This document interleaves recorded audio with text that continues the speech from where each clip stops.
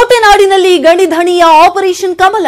ಪಟ್ಟಣ ಪಂಚಾಯಿತಿಯ 5 ಸದಸ್ಯರಿಗೆ ರೆಡ್ಡಿ ಗಾಳ. ಇತ್ತ ಕೆಆರ್ ನಗರದಲ್ಲಿ ಬಿಜೆಪಿಯಲ್ಲಿ ಭುಗಿಲೆದ್ದ ಭಿನ್ನಮತ.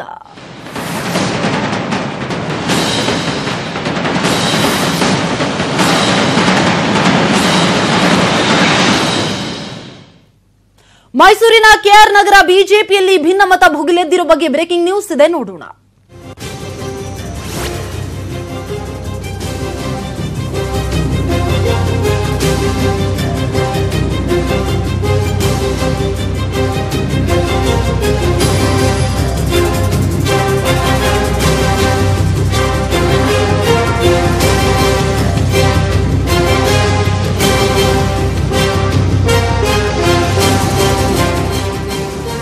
ಈಗ ಮೈಸೂರಿನ ಕೆಆರ್ ನಗರ ಬಿಜೆಪಿಯಲ್ಲಿ ಭಿನ್ನಮತ ಭುಗಿಲೇಳ್ತಾ ಇದೆ. ನಾವು ದೃಶ್ಯಗಳಲ್ಲಿ ಗಮನಿಸಬಹುದು. ಬಿಜೆಪಿ ಅಭ್ಯರ್ಥಿ ಶ್ವೇತಾ ಗೋಪಾಲ್ ಬೆಂಬಲಿಗರು ಹಲ್ಲೆಯನ್ನ ಮಾಡಿದ್ದಾರೆ. ಟಿಕೆಟ್ ಆಕಾಂಕ್ಷಿಯಾಗಿದ್ದಂತಹ ಮಿರ್ಲೆ ಶ್ರೀನಿವಾಸ್ ಗೌಡ ಬೆಂಬಲಿಗರಿಂದ ಈಗ ವಿರೋಧವನ್ನ ವ್ಯಕ್ತಪಡಿಸಲಾಗ್ತಾ ಇದೆ. ಆ ಮೂಲಕ ಇದೀಗ ಕೆಆರ್ ನಗರದಲ್ಲಿ ಬಿಗುವಿನ ವಾತಾವರಣ ನಿರ್ಮಾಣ ಆಗಿದೆ.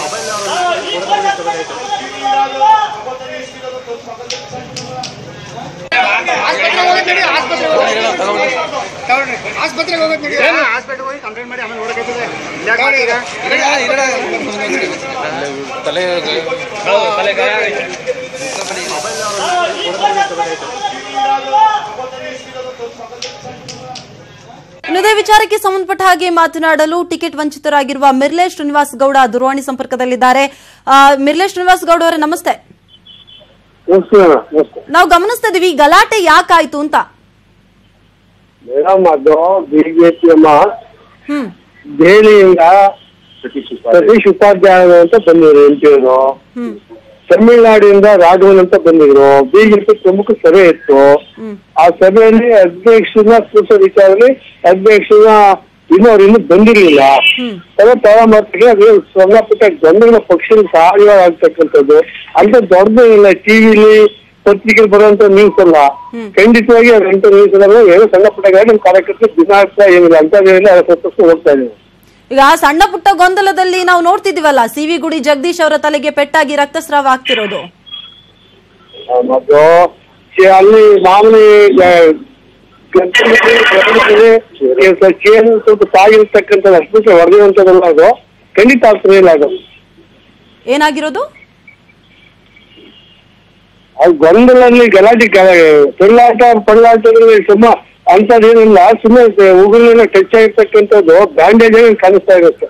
ಸರ್, ಅದು ಉಗುರಿಂದ ಟಚ್ ಆಗಿರೋ ತರ ಇದೆಯಾ ಗಾಯ? ಖಂಡಿತ ಮೇಡಮ್, ಖಂಡಿತ. ಅದೆಲ್ಲ ನೋಡಿರ್ತಕ್ಕಂಥದ್ದು ಸಹಜವಾಗಿ ಎಲ್ಲ ನಮಗೆ ಗೊತ್ತಿರ್ತಕ್ಕಂಥ ವಿಚಾರ. ಅಂತದೇ ಸುದ್ದಿ ಆಗಿದೆ. ಹಾಗಾದ್ರೆ ನಿಮ್ಗೆ ಅಲ್ಲಿ ಯಾವುದೇ ರೀತಿಯಾದಂತಹ ಅಸಮಾಧಾನ ಇಲ್ಲ, ಭಿನ್ನಮತ ಹಾಕಿದ್ರೆ ಇಲ್ವಾ ಕೆಆರ್ ನಗರ ಬಿಜೆಪಿಯಲ್ಲಿ? ಯಾವುದು ಭಿನ್ನಮತ ಇಲ್ಲ. ನಾವೆಲ್ಲರೂ ಪಕ್ಷದ ಅಭ್ಯರ್ಥಿ ಪರವಾಗಿ ಕೆಲಸ ಮಾಡ್ತೀವಿ. ಈ ತರದಲ್ಲಿ ಭಾರತೀಯ ಜನತಾ ಪಾರ್ಟಿಯನ್ನ ಗೆಲ್ಸಕ್ಕೆ ಪ್ರಯತ್ನ ಪಡ್ತೀವಿ. ಮತ್ತೆ ಯಾಕೆ ಈಗ ಹಾಗಾದ್ರೆ ಬಿಜೆಪಿ ಅಭ್ಯರ್ಥಿ ಶ್ವೇತಾ ಗೋಪಾಲ್ ಬೆಂಬಲಿಗರು ಹಲ್ಲೆಯನ್ನ ಮಾಡಿದ್ದಾರೆ, ನಿಮ್ಮ ಬೆಂಬಲಿಗರು ಇದಕ್ಕೆ ವಿರೋಧ ವ್ಯಕ್ತಪಡಿಸಿದ್ದಾರೆ ಅನ್ನುವಂತಹ ಮಾತು ಕೇಳಿ ಬರ್ತಾ ಇರೋದು? ಇಲ್ಲ ಇಲ್ಲ ಇಲ್ಲ, ಶ್ವೇತಾ ಗೋಪಾಲ್ ಅವರು, ಮಿರ್ಲೆ ಶ್ರೀನಿವಾಸ್ ಗೌಡರು ಎಲ್ಲರೂ ಒಂದೇ ಗುಂಪು, ಎಲ್ಲ ಭಾರತೀಯ ಜನತಾ ಪಾರ್ಟಿಯ ಗುಂಪು.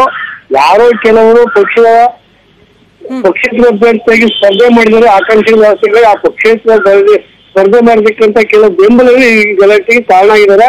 ಈ ಸೃಷ್ಟಿ ಮಾಡ್ತಾ ಇರ್ಬೋದು. ನಾವೆಲ್ಲ ಚೆನ್ನಾಗಿದ್ದೀವಿ.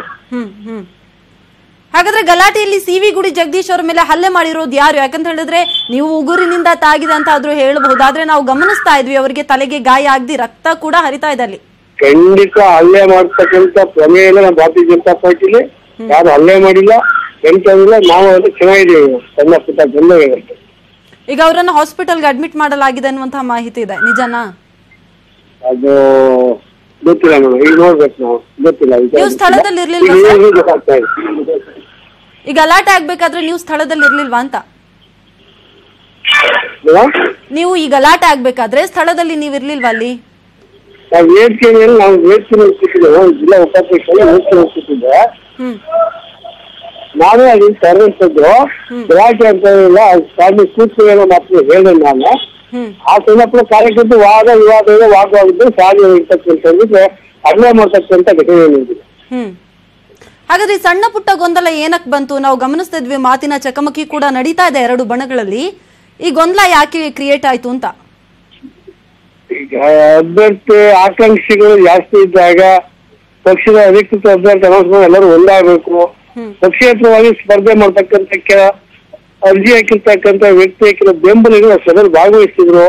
ಅವ್ರನ್ನ ಈ ತರ ಗೊಂದಲ ಸೃಷ್ಟಿ ಮಾಡ್ತಕ್ಕಂಥ ವಾತಾವರಣ ಸೃಷ್ಟಿ ಮಾಡಿರ್ಬಿಟ್ರೆ ಭಾರತೀಯ ಜನತಾ ಪಾರ್ಟಿ ಯಾವುದೇ ಕಾರ್ಯಕರ್ತರು ಇದ್ರಲ್ಲಿ ಭಾಗವಹಿಸಿದ್ರೆ ಎಲ್ಲ ಚೆನ್ನಾಗಿದೀವಿ. ಈಗ ನೀವು ಚೆನ್ನಾಗಿದ್ದೀವಿ ಅಂತ ಹೇಳಿದ್ರು ಕೂಡ ನಿಮ್ಮ ಬೆಂಬಲಿಗರಿಗೆ ಆಸೆ ಇತ್ತು ಮಿರ್ಲೆ ಶ್ರೀನಿವಾಸ್ ಗೌಡ ಅವರಿಗೆ ಟಿಕೆಟ್ ಸಿಗ್ಬೇಕು ಅಂತ ಹೇಳಿ. ಹಾಗಾಗಿ ಅವರಲ್ಲಿ ಇನ್ನೂ ಕೂಡ ಅಸಮಾಧಾನ ಇದೆ ಅನ್ನೋದು ಈ ಗಲಾಟೆಯಲ್ಲಿ ಗೊತ್ತಾಗ್ತಿದೆ.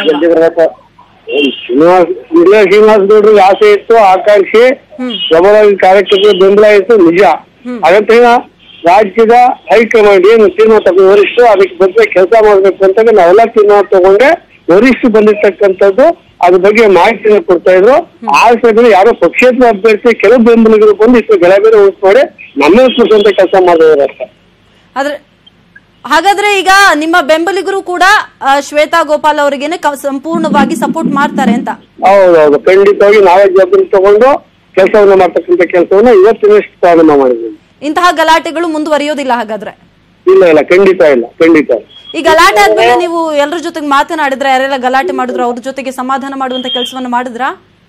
ಇಲ್ಲ, ಡೆಲ್ಲಿಯಿಂದ ಬಂದಿರ್ತಕ್ಕಂಥ ಮತ್ತೆ ಡೆಲ್ಲಿಯಿಂದ ಬಂದಂತ MP ಅವರು ಮತ್ತೆ ಉಪಾಧ್ಯಾಯರು ಬಂದಿದ್ರು, ಪುರುಷೋತ್ತಮ ಉಪಾಧ್ಯಾಯರು ಮತ್ತೆ ರಾಜವನ್ನವರು ಅವರೆಲ್ಲ ಸಭೆ ಪ್ರತ್ಯೇಕ ಸಭೆ ಮಾಡಿ ಅವರೆಲ್ಲ ಕಳಿಸಿದ ನಂತರ ಇವಾಗ ನಾನು ಇವಾಗ ಬಂದಿದ್ದೀನಿ, ಇವಾಗ ಮಾತಾಡ್ತೀನಿ. ಈಗ ಬಿಜೆಪಿ ಅಭ್ಯರ್ಥಿ ಶ್ವೇತಾ ಗೋಪಾಲ್ ಬೆಂಬಲಿಗರೇ ಹಲ್ಲೆಯನ್ನ ಮಾಡಿರೋದು ಅಂತ ಹೇಳಿ ನಿಮ್ಮ ಬೆಂಬಲಿಗರು ಹೇಳ್ತಾ ಇದ್ದಾರೆ. ಆದ್ರೆ ಅದನ್ನ ನೀವು ಮಾತ್ರ ಒಪ್ಕೊಳ್ತಾ ಇಲ್ಲ. ಇಲ್ಲ, ನಮ್ಮ ಬೆಂಬಲಿಗರು ಯಾವುದೇ ಕಾರಣಕ್ಕೂ ಅಲ್ಲಿ ಮಾಡಿದ್ರೆ ಈಗ ನಾವು ಶ್ವೇತಾ ಗೋಪಾಲ್ ಅವ್ರ ಮನೆ ಇದ್ದೀವಿ, ಅವ್ರ ಮನೆ ಇದ್ದಂತ ಸಂದರ್ಭದಲ್ಲಿ ಈಗ ತಾನೇ ಅವ್ರ ಮನೆಯಿಂದ ವಾಪಸ್ ಹೋಗಿ. ಈಗ ಚುನಾವಣೆಗೆ ಸ್ವಲ್ಪವೇ ದಿನ ಇರೋದು, ಅಂಥದ್ರಲ್ಲಿ ರಕ್ತ ಸಿಕ್ತ ರಾಜಕೀಯ ಬೇಕಾ ಅಂತ? ಖಂಡಿತ ಇಲ್ಲ ಮೇಡಮ್, ಖಂಡಿತ ಇಲ್ಲ. ನಾವೆಲ್ಲ ಚೆನ್ನಾಗಿದ್ದೀವಿ. ಭಾರತೀಯ ಜನತಾ ಪಾರ್ಟಿ ಗೆಲ್ಲೋದಕ್ಕೆ ಏನ್ ಪ್ರಯತ್ನ ಪಡ್ಬೇಕು ಪ್ರಯತ್ನ ಮಾಡ್ತೀವಿ. ಹಾಗಾದ್ರೆ ಯಾವುದೇ ಭಿನ್ನಮತ ಇಲ್ಲ? ಯಾವುದೇ ಭಿನ್ನಮತ ಇಲ್ಲ, ಯಾವುದೇ ಭಿನ್ನಮತ ಇಲ್ಲ. ಓಕೆ, ಧನ್ಯವಾದ ಮಿರ್ಲೆ ಶ್ರೀನಿವಾಸ್ ಅವರೇ, ನೀವು ಸೈಟಿನ್ ಜೊತೆ ಮಾತನಾಡಿದಕ್ಕಾಗಿ. ನಾವು ಗಮನಿಸ್ತಾ ಇದ್ದೀವಿ, ಒಂದ್ ಕಡೆಯಲ್ಲಿ ಬಿಜೆಪಿ ತಾಲೂಕು ಪ್ರಧಾನ ಕಾರ್ಯದರ್ಶಿ CV ಗೂಡಿ ಜಗದೀಶ್ ಅವರ ತಲೆಗೆ ಪೆಟ್ಟಾಗಿದೆ. ಈ ಸಮಯದಲ್ಲಿ ನಾವು ಆಕಾಂಕ್ಷಿ ಟಿಕೆಟ್ ವಂಚಿತ ಮಿರ್ಲೆ ಶ್ರೀನಿವಾಸ್ ಗೌಡ ಅವರ ಜೊತೆಗೂ ಕೂಡ ಮಾತನಾಡಿದ್ವಿ. ಅವರು ಯಾವುದೇ ಭಿನ್ನಮತ ಇಲ್ಲ ಅನ್ನುವಂತಹ ಸ್ಪಷ್ಟನೆಯನ್ನ ಕೊಡ್ತಾ ಇದ್ದಾರೆ.